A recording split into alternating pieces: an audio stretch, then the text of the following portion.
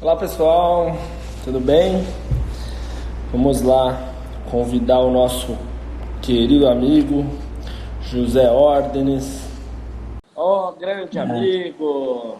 E aí, tudo bem? Como vai? Deixa eu E aí? apresentar esse grande amigo que a fisioterapia me deu, José Ordenes. Ele é um chileno. Acabamos nos conhecendo nessa nossa trajetória da fisioterapia. É, Quanto tempo você mora no Brasil, José? Cara, tô aqui faz 5 anos já. 5 anos. Você fez o mestrado aqui, né? Não foi isso? Fiz o mestrado aqui. Tá, E então vamos contar um pouquinho pro pessoal de casa aí, pessoal que tá, os nossos colegas fisioterapeutas, para quem ainda não te conhece, como que você veio pro Brasil? E aí a gente tem um monte, nosso tema de hoje, pessoal, é terapia manual, que o José trabalha com isso há muito tempo. E o mestrado dele também é com isso, tudo. Então, acho que é legal você contar um pouco da sua história. E aí, depois tem um monte de curiosidades para falar aí sobre de fato, sobre como que é a fisioterapia no Chile, como que é a fisioterapia na América Latina, que você roda e dá aula em todos esses países, né? Então, vai lá. Quero que você se apresente primeiro um pouquinho para o pessoal. legal. Bom, vamos lá. Meu nome é José Ordenes, eu sou fisioterapeuta, sou formado no Chile, na Universidade da Fronteira, que é mais focado na parte de terapia manual já. Aí vim para cá na Unesp para fazer um intercâmbio, de alguns meses, acabei sendo convidado para fazer parte do mestrado. Fiquei no mestrado 2014, 2015, e aí fui convidado por uma clínica de ortopedia para começar a trabalhar com a parte de terapia manual. Aí fez minha certificação master em terapia manual com os caras que hoje são os pais da liberação de ponto gatilho através de digitopressão, que são os filhos, vamos falar, de Travel Simmons. Depois fui ficando aqui, fui fazendo pesquisa, agora atualmente sou coordenador da pós em ortopedia e traumatologia desportiva da Inspirar de Campinas e Bauru, e fui ficando aqui, fui vendo uma área muito legal para pesquisar, fui fazendo amizades e foi ficando bem legal e acabei ficando por aqui. Eu trabalho bastante com desenvolvimento de pesquisa, tanto em atletas, principalmente focado em terapia manual e exercício terapêutico. Então, eu sou um crítico, igual você, não tão polêmico, mas sou um crítico do embasamento científico na fisioterapia, né? Porque lá no Chile, se você faz bobeira, vai preso. Aqui não dá nada, mas você lá... Vamos entrar um pouco nesse assunto para que o pessoal não vá embora da nossa live, que realmente a nossa live é muito boa. Eu gosto bastante disso. Você falou que eu sou muito polêmico, eu tenho tentado ser menos, cada dia mais. O meu pai e minha mãe falam assim: para de brigar na internet. Mas quando a gente fica colocando essas coisas muito loucas que a fisioterapia acaba colocando, é porque a gente está pensando no paciente final, né? Imagina se você estivesse pagando por algo que não tem um mínimo de nexo. E aí, a gente aqui, enquanto profissional, enquanto cientista, docente de universidade, a gente vai vendo o caminho que a fisioterapia vai tomando e a gente começa a ficar muito preocupado. Então, as nossas críticas, de fato, são para o bem, né? Então, assim, a gente tá buscando cada vez mais levantar o nome da fisioterapia, porque senão a gente se perde no meio do nosso caminho. Zé, conta para mim o que acontece com um fisioterapeuta que usa uma técnica que não tem comprovação científica lá no Chile. Cara, é assim, você primeiro levou uma alerta, né? Em realidade, serviço público, você não pode utilizar nada que não tenha comprovação científica e que não tenha feito meta-análise, que tenha um embasamento científico, tá? Você não pode usar nada. Ah, mas eu aprendi a usar Kinesiotape, que se lasque, mas você não pode usar dentro do sistema público. Você tem que ter um embasamento científico, tem que ter artigos que falam nisso, e o N, pelo menos, tem que ser acima de 100 pessoas. Então, você não adianta chegar como exemplo, quis chegar lá os raspadores, quis chegar lá o Kinesiotape, e no sistema público, o sistema público já manda embora. E no Brasil, o SUS faz o inverso, né? O SUS, ele libera a cobaia, os 10 terapias alternativas. O SUS paga para você receber placebo. Exatamente. Olha que coisa muito louca. é muito complicado. Oral e etc. Então, assim, o Brasil faz o inverso do que a ciência recomenda. É muito louco isso na minha Cara, cabeça. o que para mim me chamou a atenção para eu ficar também no mestrado, uma, que não é pago, porque lá o mestrado é pago. Duas, cara, a pesquisa lá, um exemplo, você vai pesquisar alguma coisa, a pesquisa tem que ser muito boa. Você não vai fazer perda de equilíbrio no idoso, porque os caras vão te dar um chute na bunda e vão dar risada de você. Falar, ah, vai, não sabia que o idoso perde o equilíbrio, pô. Então, eles, porque eles utilizam muito a verba do governo para coisas que realmente vão mudar a vida do paciente. Eles perguntam quando você vai fazer o projeto de mestrado, qual que é a aplicabilidade clínica no sistema público de saúde? Claro. Se você Como isso vai ajudar a população chilena? Exatamente. Né? Então, isso é uma coisa que muda. E outra, que paga, você tem bolsa, tem... Só que é muito mais restrito. Aqui, cara, era mais fácil, era mais... Você pode pesquisar o que quiser, se quiser publica, se não quiser não publica, e assim vai. Mas, por isso, banalizou um pouco a formação. E quando vim para cá, eu vi isso, só que ao mesmo tempo eu vi de uma forma, para mim, avantajada. Por quê? Eu vou fazer uma pesquisa, um exemplo, tratamento de terapia manual em pacientes com escoliose. Eu sou obrigado pelo governo chileno a pagar um seguro para cada indivíduo que vai participar da pesquisa. Olha. Então você não pode, porque o risco pode ser 5%, 1%, mas você tem que pagar um seguro igual nos Estados Unidos para cada participante da tua pesquisa. Aqui não. Sim. Então aqui podia ser meu N maior. Ele assina e já era. Exatamente.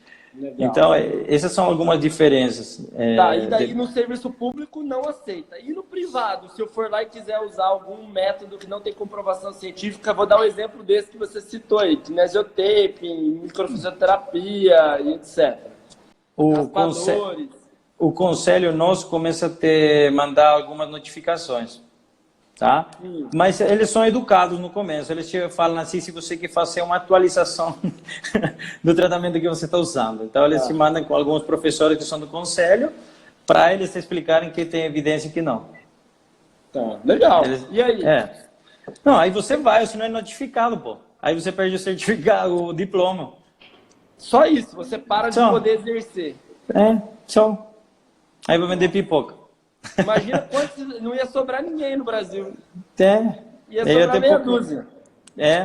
Mas é muito louco, cara. O Brasil pode tudo, só que você tem que usar a liberdade a seu favor, no bom sentido, né? Claro. Você não pode banalizar. O que eu vejo hoje, que acontece no mundo inteiro, né? Mas aqui no Brasil fica um pouco mais descarado isso de vender uma coisa como... a gente chama panaceia no Chile, que serve para tudo. Cara, se você tomar isso aqui para rim, bexiga, para fungo no pé, para trazer o amor da sua vida de volta, para tudo isso serve uma coisa só. Então, esse é complicado, cara. O que eu vejo muito hoje, de uma das palestras que eu dou também, que o que me preocupa é utilizar técnicas novas que a gente não sabe a via em que funciona, entendeu? Um exemplo, a terapia manual, antigamente a gente falava, não, porque a gente coloca as costas no lugar, a gente ajusta aberto para colocar no lugar. Artigos atuais têm demonstrado que não é nada disso. O efeito trabalha através de 3 vias, que é a local, a medular e a cerebral, que seria a central, e a gente não faz nada em realidade de colocar no lugar. O que me preocupa às vezes é utilizarem técnicas que você fala, não, porque ativa fibras de colágeno, porque faz isso, porque chega no tecido subcutâneo, porque estimula, sei lá o quê. Liberar a fáscia.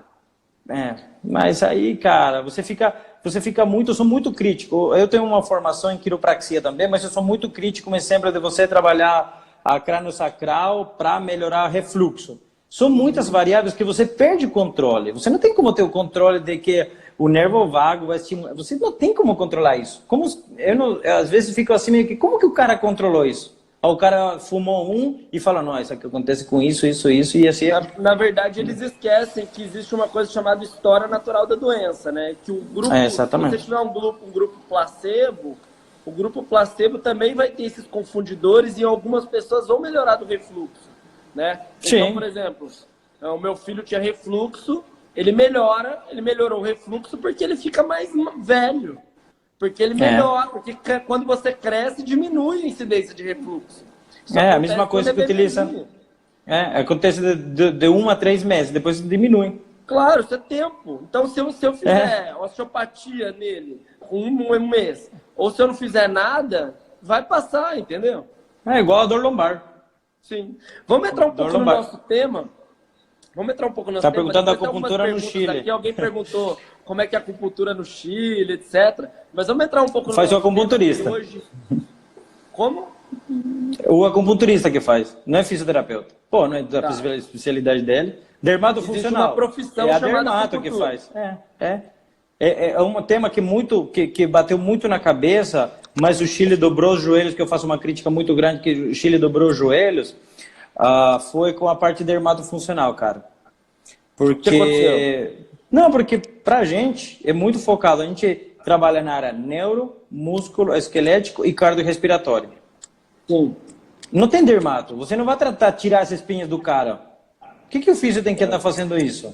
E acaba muito, pela falta de trabalho, fica criando novas salvas e a função principal da profissão você perde. Sim. Entendeu? Mas, E lá, mas você consegue trabalhar com uma dermatofuncional inteligente, né? Técnica de terapia manual no pós-cirúrgico das cirurgias isso. plásticas. Não, usa aí tudo May, bem. não usa Mackenzie, Putz. usa Mulligan, chamado fisioterapia pensando na pele, no dermato, e começou a ir muito além, né? José, Mas vamos lá. vamos entrar um Fala pouco no pra mim. nosso tema da terapia manual. O que você, que é um pesquisador dessa área, né? O que você tem visto? Que assim, eu vejo que muita gente fica perguntando: a osteopatia tem evidência científica, quiropraxia tem evidência científica, tal técnica. Acho que uma primeira coisa que a gente tem que pensar é para qual desfecho, né? Então, assim, isso é bom para quê? Né? Acho que é o primeiro ponto que o fisioterapeuta, quando ele for realizar a terapia manual, ele pensar em qual tipo de paciente aquilo vai ter os melhores benefícios. Então, queria que você contasse um pouco aí da sua experiência, o que você tem feito com terapia manual, para quais desfechos a terapia manual se encaixa melhor no paciente e por aí vai. Cara, vamos lá. Primeira coisa, eu estou tentando procurar aqui, mas se não achar, eu vou te falar de cabeça. Tem algum artigo que é um meta-análise, onde demonstra, cara, que a terapia manual, vamos falar, tanto a manipulação como a mobilização do paciente, ela é melhor na fase aguda, tá? Pela liberação de opioides endógenos, por tudo. Porém, em fase crônica, ela não é melhor que o exercício terapêutico, tá? Então, o que acontece com isso? A gente tem que entender que a gente tem que ter uma caixa de ferramentas para atender a nosso paciente, correto? A gente não pode ter uma técnica, certo? Eu não posso tentar acertar todo mundo com a quiropraxia. Primeiro que a quiropraxia também, aqui a gente utiliza um feixe muito fino, porque a quiropraxia em realidade é uma profissão, uma filosofia, e a gente aqui conseguiu encaixar dentro de uma especialização da física, mas tudo bem. Aí, o que acontece com isso? Eu não posso tentar só com a manipulação tentar atender todos os meus pacientes. Eu tenho que ter outras ferramentas, eu tenho que ter mobilização, tenho que ter digitopressão, liberação miofascial através de digitopressão, que em realidade é através da liberação de opioides endógenos. Então você tem que saber de todas as ferramentas que você tem, Mulligan, Mackenzie, Thompson, todas elas, qual você vai utilizar para cada tipo de paciente. Então, um exemplo, tem paciente com dor lombar, vou classificar em subgrupo. Depois de classificar em subgrupo, eu vou ver qual das melhores técnicas são para esse tipo de paciente. Vou trabalhar um paciente com escoliose, o que o paciente te reclama mais? Falta de flexibilidade ou dor? Então, se vou trabalhar com dor, vou trabalhar uma caixa de ferramentas para diminuir a dor do paciente, para incluir os exercícios. O cara tem falta de mobilidade, vou trabalhar tipo de técnicas que melhorem a mobilidade para depois ir para o exercício e estabilizar isso. Então, eu tenho que ver, por cada tipo de paciente, qual é a melhor técnica para cada um deles. No artigo que a gente vai entregar para o pessoal, aparece que tem técnicas muito boas na fase aguda, tem técnicas muito boas na fase crônica, mas depende do paciente, a gente tem que dominar várias técnicas, entendeu? Então, a terapia manual é boa, só quando você sabe utilizar. Se você fica com uma técnica, tá ferrado. Quando a pessoa me pergunta assim, meu paciente pergunta, Rodrigo, o que você acha da osteopatia? Daí eu sempre respondo com uma pergunta. Eu falo assim, o que você acha da fisioterapia? Daí ele olha para mim, olha para mim. Então, a osteopatia é uma profissão. Só no Brasil que é uma especialidade, mas é uma profissão. Então, tem coisas que a fisioterapia é boa, tem coisas que a fisioterapia não é boa. Tem coisas que a osteopatia é boa, tem outras coisas que a osteopatia não é boa. Quiropraxia, a mesma coisa. Então, a pergunta é para qual desfecho, para qual momento do meu paciente. Então, quando você fala da dor lombar, por exemplo, a classificação dos subgrupos ela é muito inteligente, né? E quando você pega os estudos de meta-análise que fala quais pacientes se deram bem, que tinham dor lombar, que se deram bem com terapia manual? Os rígidos. Olha que parece óbvio, mas precisou de estudos que levassem para esse caminho. Por quê? Porque o osteopata trata todos os pacientes com osteopatia. O cara da estabilização segmentar, do core, do pilates, trabalha todos os pacientes com core. O paciente crônico, todo mundo fazia um pouco de tudo com ele. Então, foram ver que tinham aspectos biopsicossociais que se encaixavam melhor em outras pessoas. Ou seja, o arroz com feijão, tentar fazer dentro de uma avaliação, entender qual paciente vai se encaixar melhor com técnicas manipulativas, com técnicas de mobilização. Mas o cara se engessa num tanto, porque ele faz 5 anos de osteopatia, 5 anos de quiropraxia, 2 anos, sei lá. O cara faz um curso de pilates e o cara se engessa dentro de um método e acha que aquele método vai, de fato, resolver os problemas da vida do paciente. E não vai. Mas sabe o que acontece aí, Rodrigo? Óbvio. Sabe o que acontece? Eu vou te fazer uma crítica mesmo para a população de fisioterapeutas brasileiros. Cara, como a fisioterapia está tão desvalorizada, já na faculdade, o cara sai já deprimido para a profissão. Aí aparecem os famosos, que aqui no Brasil tem muito, cara. Lá no Chile estaria preso todo mundo, mas aqui tem muito guru. Guru, adoro. Porra, cara, o cara chega no final de semana, dá um curso de quiropraxia, sei lá... Com o meu nome ainda, o cara coloca o nome dele, com assinatura. Quiropraxia, vamos falar assim, esportiva, de tenista, alguma coisa. Vamos falar alguma subespecialidade. E o cara ensina tudo, não ensina nada, mas o cara é tão influente, o cara vende tão bem o peixe, que, cara, todo mundo sai seguindo, sai postando e repostando coisa dele e fica marcando ele o tempo inteiro. Por quê? Porque fica dependente do guru, fica dependente de alguém que esteja na frente falando e te fazendo sentir bem. Não importa que a técnica é baleira, não serve para nada, mas tem alguém. Então, eu vejo muito aqui no Brasil o quê? A venda de cursos de gurus. Então, o que acontece? O guru te vende o curso, você vai mais pelo cara e não pela técnica. Claro. Então, é isso que acontece muito, que eu vejo muito aqui no Brasil. O cara viaja sei lá quantos quilômetros, sendo que tem um profissional muito melhor capacitado do lado, com um currículo muito melhor e o cara muito mais crítico. O cara que eu adoro mesmo, que chuta o balde igual você, o Leo Costa, o Ronaldo, a Mariana, que fica, cara, trabalhando com evidência científica. Não se foca em ser gurus, entendeu? Mas tem caras que... Putz, cara, tenta tocar o cara, você quer ganhar dinheiro, você quer fazer diferente, você quer deixar feliz, é igual o coaching, sabe? Aí o cara tá caindo num abismo e não percebe. Esse que e é a complexo. fisioterapia vai junto, né? Porque quanto mais pessoas vão seguindo essa onda, por isso que quando eu falo do nosso conselho, José, eu acho que isso é uma questão muito grave, tá? Acho que o conselho tem que realmente se preocupar em não deixar esse tipo de profissional que ensina, que propaga algo que é contra a regra, contra a lei do CREFITO, né, contra o nosso regulamento, ensinar técnicas que não têm comprovação científica. Porque, assim, eu usar já é algo terrível. Agora, eu propagar isso de uma forma, uma onda... É complicado. Eu acho um crime para a nossa profissão. Mas sabe o que acontece aí? Que o conselho fica amarrado, porque isso são cursos livres. Mas entendeu? É o MEC que tem que cair. É o MEC que tem que cair em cima. Aí fica esse vão no Brasil e ninguém é de ninguém, entendeu? Tá. Lá no Chile eu não tenho isso. Um exemplo, eu vou dar um curso lá no Chile agora em agosto.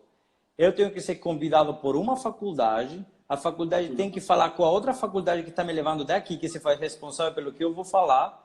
Aí o MEC vê isso, o MEC assina e tem os responsáveis. Por exemplo, se eu falei merda lá, vai cair em cima da faculdade que me levou, que me trouxe, e o MEC, o cara que assinou o MEC, que viu o texto. Entendeu? Então é bem diferente. Eu vou te falar uma coisa antes de esquecer, que um ortopedista muito famoso do Chile me falou, mas eu não quero ser guru. Tá? Ele falou o seguinte: se a fisioterapia for tomada a sério, ela vai deixar do lado a medicina. Um cara me falou, se a fisioterapia fosse levada a sério, vai desplaçar a medicina. Por quê? Porque ela vem de exercício, não é de medicamento que não tem um resultado, ele trata só a consequência e não a causa, em todas as áreas. Cardiorrespiratória, musculoesquelética, neurológica. O exercício é o movimento que mantém tudo. Só que só se for levada a sério, ela vai desplaçar a medicina. Se não, esquece. Sim, ele tem toda a razão, né? É que eu não gosto de falar esse termo, mas muito fisioterapeuta hoje ainda trabalha como técnico, porque a gente veio de uma profissão técnica, né? E o que eles fazem? Técnica. Eu replico uma técnica que eu aprendi. A avaliação é baseada naquela técnica e o meu tratamento é baseado naquela técnica. E daí eu me torno técnico. Eu deixo de ter um raciocínio grande sobre o aspecto de tudo que pode levar em consideração meu paciente.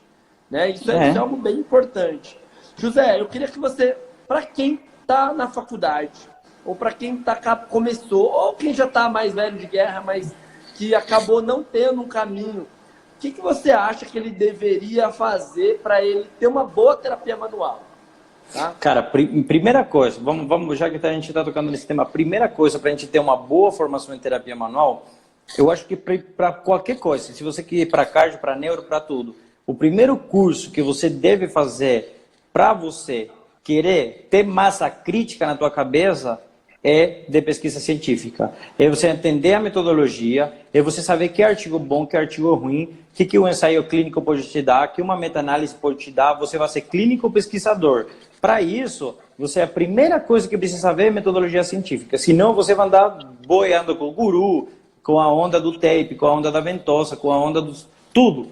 Aí você vai andar nadando um barco sem direção. Então, se você faz isso primeiro, aí você faz o curso do Léo Costa.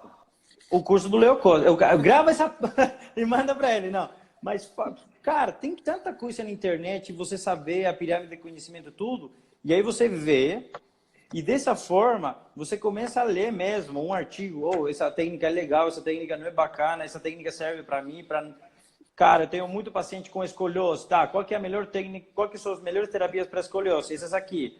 Aí você vai atrás, vai ver quem que fornece esses cursos.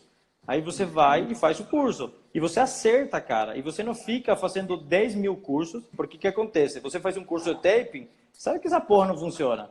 Mas você pagou, ganhou a fitinha, vai ter que usar, pô. Exatamente. Aí você perde. Sabe o que algumas pessoas me dizem?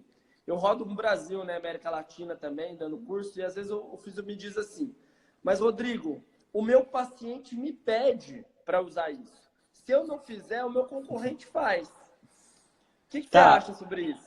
Eu já tenho a minha opinião. Eu respondo igual a minha mãe me respondia. Se seu amigo ser jogado da ponte, você vai ser jogado também, pô? É a mesma coisa, cara. Tá louco? Genial. Não, eu falo que a gente tem que... Nós somos responsáveis por educar o nosso paciente, para mostrar o que é o bom para ele. Eu falo assim, olha, se você achar que isso é bom para você, eu respeito. Só que eu vou te mostrar por A mais B que o que é o melhor, que o que aparentemente tem mais chance de dar certo é essa linha de trabalho. Ah, mas e a preferência do paciente fica onde? No tripé da PBE. A preferência do paciente é só um dos outros. Se aquele método não tem fundamento nenhum, já PBE também perdi um. Já foi. Então, o que acontece com isso? A gente tem que tomar juízo. Quando as pessoas me falam isso, eu respondo. Tá, e se o cara se jogar na ponte, você vai se jogar também? Então, a gente tem que educar o paciente. Quando o cara vem me falar uma coisa, mas eu queria que colocasse essas fitinhas coloridas. Eu falei, cara, hoje ir embora porque não vou te atender. Nem pago consulta, porque pra quê? Eu não vou fazer isso. Eu seria te enganar e me enganar, então eu não faço. Não, e eu acho que a gente vai precisar ser um pouco over às vezes, né? A gente fazer essa galera andar na mesma linha não é fácil. Nossa profissão é muito tecnicista mesmo, né? Tem muita técnica. E aí, quando eu uso, qual eu uso, o que é bom para quê? Mas vai além, responde minha pergunta. Por onde que o cara tem que começar depois da ciência? Em terapia manual, qual é o passo que ele tem que dar? Cara, eu falo de 3 estruturas, né? A gente tem que saber da parte muscular, da parte esquelética e da parte neural, tá? Se a gente pensa das 3 estruturas, qual que é a mais ativa? A muscular, correto? A segunda, a mais ativa, é a neural, e a terceira, que é quase inativa, que é a óssea, né? Então, o que acontece? Quando eu vou trabalhar um paciente, o paciente vai me relatar uma consequência, uma tendinite, uma bursite, uma espondilolise, uma espondilolistese, alguma coisa. Essa vai ser a consequência. Quem que causou isso?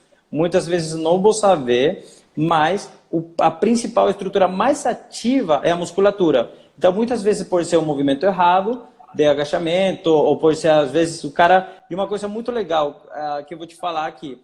Todo paciente que chega com dor lombar, depois de pegar uma caneta do chão, todo mundo vai trabalhar paravertebrais, quadrado lombar, né? Todo mundo, cara, todo mundo. Porque o cara agachou, então eu vou colocar uma das curtas cruzadas, ou vou fazer um raspador no paravertebral, no multífido, né? Mas eu falo pro cara, você sabe quem que faz a extensão da coluna? O cara me fala, mas não é o paravertebral? Eu falo, putz, cara, legal, hein? O cara nem sabe biomecânica. Então o que acontece? Você primeiro precisa saber a biomecânica, a parte muscular, a parte ativa, para você tentar dali procurar a causa. Eu, hoje, começaria pela parte muscular. Depois, eu iria para a parte neural e, finalmente, iria para a parte estrutural, que vamos falar mobilização ou manipulação. Tá? A manipulação, hoje, eu utilizo no 5% das pessoas. 5% dos meus atendimentos, eu utilizo a manipulação. Porque tem artigos que falam que a mobilização e a manipulação têm o mesmo efeito. Sim, e às vezes, eu também. Eu basicamente também. Ou, às vezes, você trata a digitopressão e você tem liberação de bioides endógenos tão igual efetiva como se você tivesse manipulado. E se o cara está com dor na lombar e você fala que vai colocar as vértebras no lugar, o cara morre. Eu falava, vai mexer na minha vértebra, mas já saiu do lugar, vai doer, tal. E aí o cara começa com efeito nocebo, cara. É complicado. Sim. Legal, gostei. Como prosseguir quando já foi avaliado muscular, ósseo e nervoso e sem justificativa dessa dor lombar? Você não avaliou da forma correta. Não podemos. A 95% das dores lombares são inespecíficas. Sim, mas então, muitas vezes... tem uma causa óssea, muscular... Isso. Nós, fisioterapeutas, vamos tentar entender dentro dessas 3 estruturas qual é a que está pior na funcionalidade desse paciente. Isso. E como eu vou classificar ele? Agora, como eu vou classificar ele? Isso. Os gurus vão querer te dar uma causa. Mas é o fígado que está não funcionando direito, é a sutura craniana, é a sua vida passada, sei lá, o cacete é 4. Não dá. O que máximo que você pode fazer... na cabeça do paciente coisas mirabolantes, da onde vem. Às vezes a nossa humildade as estruturas não temos certeza absoluta da onde vem a sua dor. Agora a gente precisa melhorar a sua funcionalidade, o ativo, tentar melhorar a parte estrutural. É isso que o fisioterapeuta faz. Claro, Agora, exatamente ter a certeza absoluta de onde vem a causa é impossível. Não, mas aí que você fala, a gente quando avalia as 3 estruturas, a gente tem que tentar procurar e classificar o nosso paciente dentro desses 4 grupos, para qual que vai ser a melhor terapia. Então, a gente não pode ficar perdido, não pode acontecer hoje, atualmente, que você avaliar o paciente e não sabe o que fazer com ele. Então, você tem que tentar encaixar ele em algum ponto. Se você está perdido, reavalia de novo. Eu falo para as pessoas que não sabem avaliar, assim, que não estão metidos nessa avaliação tão de classificação de subgrupo, avalia num dia e continua a avaliação no outro dia. Essa diferença dos 2 dias, você estuda, você fala, putz, esse cara tem isso, tem aquilo, onde se encaixa melhor? E na segunda você mata a charada e fala, cara, o melhor eu acho que para você se encaixa melhor nesse exercício terapêutico, você se encaixa melhor nisso, entendeu? Mas a gente não pode se perder sem saber, você avaliou e você não sabe o que o cara onde você vai trabalhar com ele. Aí você começa a testar. Aí fudeu. Se há possibilidade de decorrer ciatalgia decorrente de compressão neural alta, lombar alta, sem lombalgia referida. Uhum. Cara, quando você trabalha uma ciatalgia decorrente, a gente tem que ver. Primeira coisa, para ver a compressão neural, primeira coisa você tem que ver uma ressonância magnética, para você ter certeza. A segunda, você tem que, aí nessas estruturas, se ele está te avisando a origem do problema, você começa a trabalhar com mobilidade neural. Tem artigos científicos que falando que a preferência de flexão melhora esse tipo de compressão alta. Então, para tudo isso, a gente tem que ter evidência científica. É muito fácil, cara. Entra em Pablo, você coloca dor lombar, compressão neural, reabilitação. E vai te aparecer, procura no ensaio clínico, procura os últimos 5 anos, e aí vai. Entendeu? Legal. Eu acho também que a gente... Então, a primeira coisa que você falou muito bem, respondendo para Camila Viana, seguinte, precisa ter uma convergência entre o que você encontrou na clínica com a ressonância magnética. Sim. Se eu só tenho uma ressonância magnética com alguma coisa e não tenho nada na clínica, maravilha, não precisa tratar a ressonância magnética. A gente não trata exame, trata paciente. Exatamente. Agora, se essas duas coisas conversaram, só mais ou menos 5% dos pacientes com dor lombar tem essa convergência entre o exame e a clínica. Aí ele precisa ser tratado clinicamente.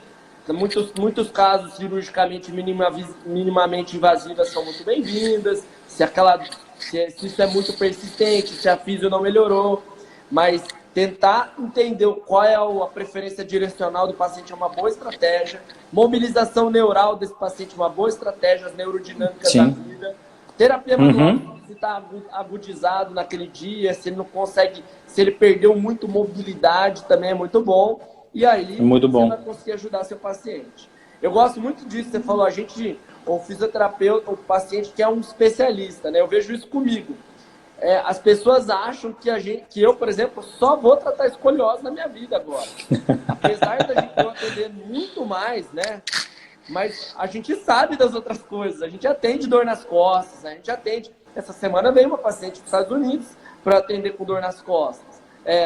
Vem uma indicação, a pessoa quer, e graças a Deus que a gente sabe de outras coisas, né? É claro que eu não vou fazer mais hoje, na minha prática clínica, um pós-operatório de LCA. Tem gente que, aqui na minha clínica que estuda muito mais do que eu isso.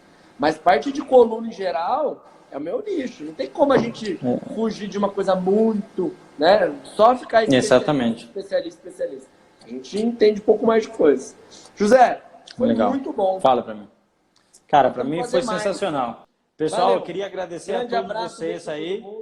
E tamo junto aí. Rodrigo, muito obrigado pelo convite. Beleza? Falou, um abraço, pessoal. Até mais, tchau, tchau.